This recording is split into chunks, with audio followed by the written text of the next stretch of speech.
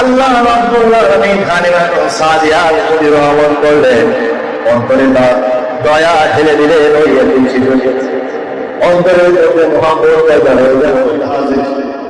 রবিউল আউয়াল মাসে আল্লাহ রাসূল সাল্লাল্লাহু আলাইহি সাল্লামের জন্ম হয়েছে। এখন কোন তারিখে এটা নিয়ে ইখতিলাফ আছে, বিভিন্ন মতভেদ আছে। সবচেয়ে প্রসিদ্ধ যে তারিখ সেটা হচ্ছে রবিউল আউয়াল মাসের 12 তারিখে সুবহে সাদিকের সময় আল্লাহ রাসূল সাল্লাল্লাহু আলাইহি সাল্লাম জন্মগ্রহণ করেছিলেন। ঐতিহাসিক আলেম ওলামাগণ বলেছেন, কেন সুবহে সাদিক বাঁচা হলো? জন্মগ্রহণের সময় কারণ আল্লাহ রাব্বুল আলামিনের কাছে রান ফরিয়াদ করেছিল যে আল্লাহ এই রাতে রাহমাতুল লিল আলামিন জন্মগ্রহণ করে। দিনও ফরিয়াদ করেছিল দিনের বেলায় যেন এই রহমতের নবী পৃথিবীতে আগমন করে। আল্লাহ রাব্বুল আলামিন এখন কারটা শুনলেন, রাতে আবদার করে, দিনে আবদার করে। এই জন্য আল্লাহ রাব্বুল আলামিন এমন একটা সময় বেছে নিলেন, এই সময় না রাত না দিন, এই সুবহে সাদিকের সময় দোজাহানের বাদশা রহমাতুল লিল আলামিনকে পৃথিবীতে পাঠিয়ে দিলেন। সকলে বলেন সুবহানাল্লাহ। এই জন্য আল্লাহ রাসূল সাল্লাল্লাহু আলাইহি সাল্লাম সুবহে সাদিকের সময় আমরা জানি যে আল্লাহ রাসূল সাল্লাল্লাহু আলাইহি ওয়াসাল্লাম যখন জন্মগ্রহণ করেছিলেন তখন আল্লাহ রাসূল সাল্লাল্লাহু আলাইহি ওয়াসাল্লামের মায়ের পেটে একটি নূর বের হয়েছিল। কি বের হয়েছিল? নূর। সেই নূরের ঝলকে, সেই নূরের আলোতে পারস্যের রাজপ্রাসাদ আলোকিত হয়ে গেছিল। সময় আসমানের তারকারাজি পৃথিবীর দিকে আগমন করতে শুরু করেছে। সকল বলেন সুবহানাল্লাহ। আসমান তারা পৃথিবীর দিকে এমন একটা অবস্থা হলো যেন ওই আসমানের তারা মাথার উপর এরকম ভাবে আগমন করছে। আমরা বলছি মা আমেনা বলছেন, মা আমেনা বলছেন, আমার সন্তান যখন পেটে আসলো সেই সময় অন্যান্য মহিলাদের যেমন দেহের আকার আকৃতিগত পরিবর্তন ঘটে, কিন্তু আমার মধ্যে কোনো পরিবর্তন হলো না। সকলে বলেন সুবহানাল্লাহ। আল্লাহ রাসূলের মধ্যে যখন পেটে আসলো তখন মা আমেনা স্বাভাবিক দিচ্ছি। এরপরে তিনি বলেন, অন্যান্য সময় আমি যখন কুলের পানি আনতে যাইতাম তখন ওই কুলের মধ্যে রশি দিয়ে বালতিতে রশি দিয়ে নিচ থেকে পানি আনতে হতো, কিন্তু আমার এই সন্তান যখন পেয়ে আসলো কুলের কাছে যখন রশি নিয়ে গেছি তখন এই কুলের পানি আমার হাতের নাগালে চলে এসেছে। সকলে বলেন সুবহানাল্লাহ। কুলের পানি হাতের নাগালে তার সম্মানে রাসূল পাক আমি যেদিকে যাই সেদিকে আমাদের ছায়া প্রদান করতে থাকে আসমানের মেয়ে। আমি যখন আমার পা কাঁটার উপর পড়ে, কাঁটা মোড়ের মধ্যে পড়ে যায়। আমার পা যখন পাথরের উপর পড়ে, শক্ত পাথরের উপর যখন পড়ে, শক্ত পাথর টাকার মতো গলে যায়। এই সন্তান এমন একটা সন্তান আমি জন্মগ্রহণ করেছি। আমরা হাজিরিন, আল্লাহ রাসূল সাল্লাল্লাহু আলাইহি ওয়াসাল্লামের পিতা আব্দুল্লাহ যিনি 25 বছর বয়সে ইন্তেকাল করলেন, মদিনায় যে ইন্তেকাল করেছিলেন, ইন্তেকাল করার পর মা আমেনা বিধবা হয়ে গেলেন। বিধবা নারীর জন্য সেই সময় সুগন্ধি গ্রহণ করা উচিত ছিল না। সুগন্ধি গ্রহণ করা উচিত না, বিধবা নারী এরা সুগন্ধি গ্রহণ করে। এই জন্য ওই সময়কার কিছু মহিলারা আব্দুল মুত্তালিবের কাছে আসে, এসে বললো যে আপনার এই বেকার হোক এরকম বিধবা এরকম কেন এত দামি দামে আতর কেন না? তখন আব্দুল মুত্তালিব মা আমেনাকে ডাকলো যে তুমি কেন এই সুন্দর সুন্দর আতর করে বিদায় দিয়েছো এবং কি জন্য মাপছো? তখন মা আমেনা জবাব দেয় যে আপনারা আমি কোন আতর আমি কোন সুগন্ধি ব্যবহার করে যাই, তাহলে কারণ কি? তখন তিনি বললাম আমার পেটে এই সন্তান হয়েছে, এই সন্তান আমার পেটে আসার পরে আমার দেহ থেকে এই ধরনের নিষ্কাম্বরের চেয়ে উত্তম সুগন্ধি বের হতে থাকছে। সকলে বলেন সুবহানাল্লাহ। আল্লাহ রাসূল সাল্লাল্লাহু আলাইহি ওয়াসাল্লাম তার পুরো বডিটাই সুগন্ধিতে ভরে গেল। আল্লাহ রাসূল সাল্লাল্লাহু আলাইহি ওয়াসাল্লাম তিনি জন্মগ্রহণ করলেন 570 খ্রিস্টাব্দের রবিউল আউয়াল মাসে 12 তারিখে শীতের সাথে সময় দিয়ে আগমন করলেন। এরপরে আগমন করার আগে আল্লাহ রাসূল সাল্লাল্লাহু আলাইহি ওয়াসাল্লামের মাকে এবং তার দাদাকে আল্লাহ রাব্বুল আলামিনের পক্ষ থেকে সুসংবাদ দেওয়া হলো যে এই পুত্র সন্তানের নাম রাখতে হবে মুহাম্মদ। নাম কি রাখতে হবে? সন্তান আনাদের বলে তোমার পেটে সন্তান আছে, এই সন্তানের নাম তুমি রাখবে কি? মুহাম্মদ। আর একটা আছে আহমদ, আব্দুল মুত্তালিব দেখে এবং মা আমেনাও দেখে। এই জন্য আল্লাহ রাসূল সাল্লাল্লাহু আলাইহি ওয়াসাল্লাম জন্মগ্রহণ করার পরে তার নাম রেখেছিল কি? মুহাম্মদ। আমার দেখা যায় মুহাম্মদ নাম আগে থেকে সিলেক্টেড। তাহলে যে কত জুমাতে বলছিলাম আল্লাহ রাব্বুল আলামিন আরশের মায়ায় যে কালেমাটা লেখেন সেই কালেমা হলো সকলে বলেন লা ইলাহা ইল্লাল্লাহু মুহাম্মাদুর রাসূলুল্লাহ সাল্লাল্লাহু আলাইহি ওয়াসাল্লাম। সেই সময়টাই কি মুহাম্মদ ছিল। একটা প্রসেসের মাধ্যমে আল্লাহ রাব্বুল আলামিন তার নাম রেখে দিলেন মুহাম্মদ। এরপরে আল্লাহ রাসূল সাল্লাল্লাহু আলাইহি ওয়াসাল্লাম বয়স যখন 7 দিন হলো তখন আব্দুল মুত্তালিব তার আকীদা সম্পাদন করেন। কি সম্পাদন করেন? আকীদা।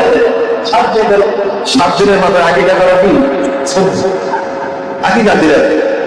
আল্লাহ রাসূল সাল্লাল্লাহু আলাইহি ওয়াসাল্লাম তিনি হত্যাকৃত অবস্থায় জন্মগ্রহণ করেছিলেন, এজন্য তার হত্যা করতে হয় না। আল্লাহ রাসূল সাল্লাল্লাহু আলাইহি ওয়াসাল্লাম জন্মগ্রহণের 3 থেকে 4 দিন পর্যন্ত মা আমেনার নিজের মার দুধ পান করেন। এরপরে আবুল আহাবের আজাদকৃত দাসী সুয়াইবার দুধ পান করেন। আমরা জাহাজে সুয়াইবা আল্লাহ রাসূল সাল্লাল্লাহু আলাইহি ওয়াসাল্লাম জন্মের খবর যখন আবুল আহাবকে দিল, চাচা আবুল আহাবকে যখন দিল, আবুল আহাব এত খুশি হয়েছিল যে পুত্র সন্তানের কথা শুনে তার বংশপুত্র সন্তান জন্মগ্রহণ করেছে। এই কথা শুনে ওই সুয়াইবা যে তাকে সুসংবাদটা দিয়েছে, এই জন্য আবুল আহাব তার আবুলকে বলছিল যাকে আজাদ করে দিলাম। কি বলেছিল? তাকে আজাদ করে দিলাম। তোমার দাসীকে বলছিল আজাদ করে দিলাম। আবুল আহাবের ইন্তেকালের পরে বুখারী শরীফে এসেছেন একজন স্বপ্ন দেখে আবুল আহাবকে। এরপর তিনি আবুল আহাবকে জিজ্ঞাসা করেন, তুমি কেমন আছো? আবুল আহাব তখন বলেন যে আপনাদের সাথে যখন দুনিয়া এসেছিলাম কিন্তু বলার পরে এক মুহূর্তের জন্য আমি শান্তিতে নাই। কাদের অবস্থায় মারা গেছে? শান্তিতে থাকবে? তবে সপ্তাহের একটা দিন আমি সামান্য কোনো সময় ওই সপ্তাহের একটা দিন আমি শান্তি পাই। কোন দিন? সোমবারের দিন।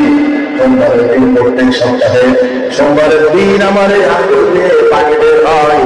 ওই পানি যখন আমি চুষি, এই তুষার কারণে আমি একটু শান্তি পাই।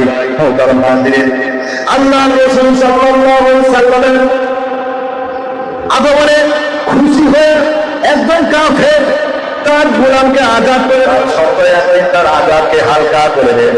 আর যারা মুসলমান সেই নবীর আদর্শগুলি জীবনে গ্রহণ করে এবং বাস্তবায়ন করার চেষ্টা করে, আল্লাহ রাব্বুল আলামিন কি তাদেরকে জান্নাত দিবে না? তারা বলেন দিবে কিনা? তারা বলেন একজন কাফেরকে নবী তার শাস্তি হালকা করতে পারে।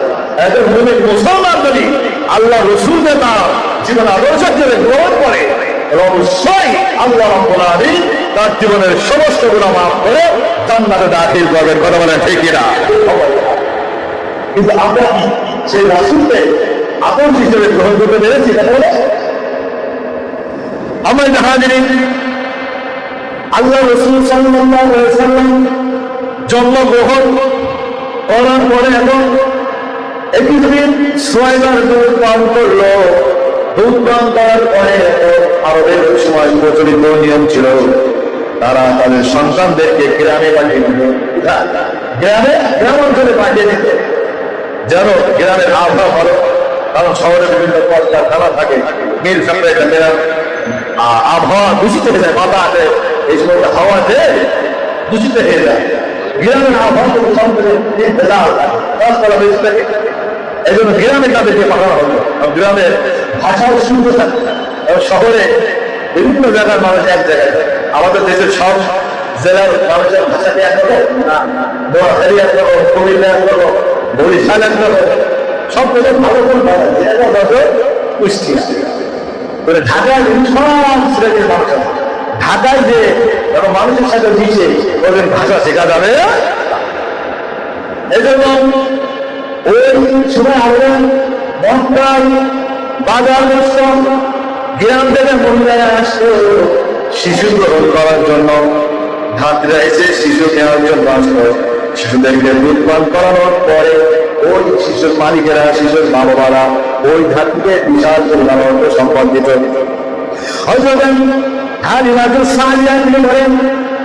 যে আমি তায়েফ থেকে আমার স্বামীকে সাথে করে নিয়ে একটি দুর্বল গাভী এবং একটি উষ্টি নিয়ে এবং আমার করে একটি দুগ্ধ শিশু ছিল, এই শিশু নিয়ে আমি কয়েকজন ধাত্রী সাথে করে নিয়ে মক্কায় শিশু নেওয়ার জন্য রওনা দিলাম তায়েফ থেকে।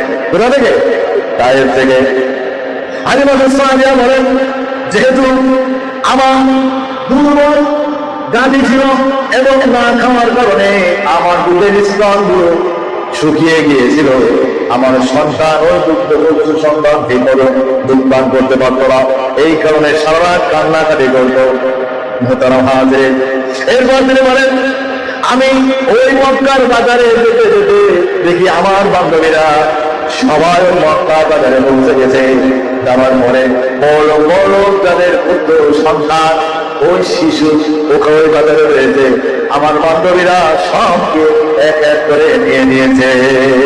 সবকে এক এক করে ওই খবর নেন, এর বাবা কি করে, দাদা কি করে, এর বংশ কিরকম, টাকা পয়সা আছে কিনা, কারণ এদের দুধ পান করাইলে অনেক টাকা পাওয়া, অনেকই টাকা পয়সা পাওয়া। ওরা ওদের ইচ্ছাই তো টাকা পয়সা কামানো, কি কামানো, টাকা পয়সা। বলেন এই মোহাম্মদকে, শিশু মোহাম্মদকে আমার বান্ধবীদের সকলের উপস্থাপন করা হলো, কিন্তু চেহারা দেখে সবাই কাছে আসে, কিন্তু যে শোনে এর বাবা সেই তখন তার কাছ থেকে দূরে সরে যায় যে এই একটি শিশুকে নিয়ে আমরা একটু পরিমাণ লাভ করতে পারবো না, এই একটি শিশুদের নিয়ে টাকা পয়সা তো তখন দিতে পারবো না। আমরা হাজির, এই জন্য সবাই বড় শ্রেণীর সন্তানদেরকে নিয়ে নিল। একটা সন্তান বাকি ছিল। আলিমাতু সাদিয়া বলল আমার কোনো সন্তান আর পেলাম না। ভাগ্য কিরকম হয় থাকে, অনু কোনো সন্তান পাইল না, একটা সন্তান খারাপ। অনু যদি বড় শ্রেণীর কোনো সন্তান পাইতো সেটাকেই কি গ্রহণ করত, কিন্তু সন্তান তো নেই। এত এত এসেছে, ওই তায়েফ থেকে মক্কা এসেছে, পাহাড়ি পাওয়া টাকা বাটা হওয়া কষ্ট করে এসেছে, এখন আবার খালি হাতে চলে যায়। আমাদের কথা যারা নাই মামাদের কানা মামা, এখন কোনো কিছু পাইলাম না, একটা দুধে করে একটা এটি হোক একটা নিয়ে তো না। তখন এইরকম একটা অবস্থা চলছিল। আল্লাহ রহমান করলেন, অন্তরে তার দয়া ঢেলে দিলে অন্তরের স্বামীকে বলল, স্বামী এই এতিম হোক অভিযোগ হোক দায় হোক না কেন, এই শিশুটিকে না নেওয়া পর্যন্ত আমি বাড়ি বাবারা সবার বলেন সুবহানাল্লাহ। এই শিশুকে স্বামী ভালো, স্বামী তখন বললো আচ্ছা ঠিক আছে করি না, এদিন তো এর লালন পালন করলে হয়তো আল্লাহ আমাদের বরকত দান করবেন, সবার বলেন সুবহানাল্লাহ। স্বামীও রাজি, এরপরে আলিমাতু সাদিয়া নিজে বলছেন এইরকম চিন্তা করে যখন এই তাদের মতো ফুটফুটের এতিম শিশুটিকে যখন আমি করে নিলাম, বলে নেওয়ার সাথে সাথে যে আমার দুধের যে স্তন শুকনা ছিল এখন বলে নেওয়ার সাথে সাথে আমার দুইটি স্তন দুধে পরিপূর্ণ হয়ে গেল। সকলে বলেন সুবহানাল্লাহ। অল্প ছিলেন তিনি বলছেন, এরপরে এই শিশু মোহাম্মদ খাইল এবং আমার ওই শিশু আব্দুল্লাহ, ওই শিশুটার নাম ছিল আব্দুল্লাহ, তিনিও দুধ পান করলো। অনেকদিন পর আমার ওই শিশুটা আরামে রাত্রি যাপন করলো। এরপরে যখন আমার স্বামী ওই মুষ্টির কানে দুধ দখল করতে গেল, যাবার পরে দেখলো যে উঠে দুধ ছিল না ওরানে। এবার দুধ দখল করতে যে দেখে উঠের দুধ উঠে উড়ানে দুধ পরিপূর্ণ হয়ে গেল। সকল বলেন সুবহানাল্লাহ। এরপরে ওই সকালবেলা এখন বাড়িতে আসবেন, বান্ধবীরা সবাই একসাথে বাড়িতে আসবেন। আসার পরেও শিশু মোহাম্মদকে নিয়ে যখন ওই উষ্টির হয়ে উঠেছে, ওই দেখা উঠেছে, তখন দেখা গেল ওই তার বান্ধবীদের সমস্ত ঘোড়া দাদাগুলিকে পিছনে ফেলে অনেক দূরে এসে চলে গেল। সকল বলেন সুবহানাল্লাহ। যখন তাদেরকে অমান্তিক করছিল, কুমস্তবন করছিল, তখন ওই বান্ধবীরা বলছিল, হালিমা তুমি যেই গাধায় যে গাড়ির উপর চড়ে আসছিলে এটা কি সেই গাধা নয়? তখন হারুন সাদিয়া বলল, হ্যাঁ এটা হচ্ছে সেই গাধা। কারণ কি এত দ্রুত গাড়ি গাড়ি? তখন বললো, এই যে শিশুটিকে নিয়েছি, এই শিশু বরকতের কারণে গাধার শক্তি বেড়ে গেল। সকল বলেন সুবহানাল্লাহ।